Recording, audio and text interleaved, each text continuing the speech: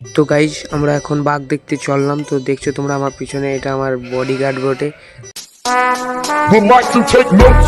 তো আমাদের সাথে একটা ভেড়ার বাচ্চা সে দেখতে পাচ্ছ, আঙ্গুল দেখাচ্ছে।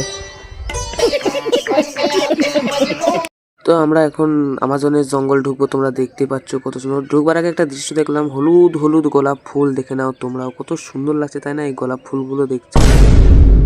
ভেড়ার বাচ্চাটা দেখতে পাচ্ছ ইঁদুরমারা বীজ দেখে নিয়েছে খাবার জন্য। ও শালা, ইঁদুরমারা বীজগুলো সলিড আছে। Wow, very dangerous.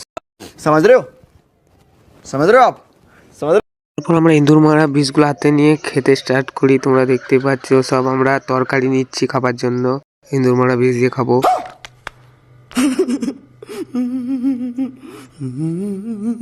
খাওয়ার পর দেখছো ভেড়ার বাচ্চাটা ছটফট করছে, বলছে আমি এবার মরে যাবো, আর পারছি না। कैसे कैसे लोग रहते हैं यार यहाँ पर। তারপর আমাদেরকে একটা জঙ্গলি মানুষ বলে এই ছাগলের মুদ খাবি, তো আয় আমার সাথে। আমরা দৌড়ে চলে গেলাম ছাগলের মুদ খাওয়ার জন্য। দেখছি আমার দুটো বন্ধু ছাগলের মুদ গুলো গ্লাসে করে ঢালছে খাবার জন্য। এই শালা কি খুশি ওরা, ছাগলের মুদ খাবে। ও আমরা সহ্য করতে পারলাম না, সবাই মিলে এক গ্লাস করে ছাগলের মুদটা খেয়েই দেখি কেমন লাগছে।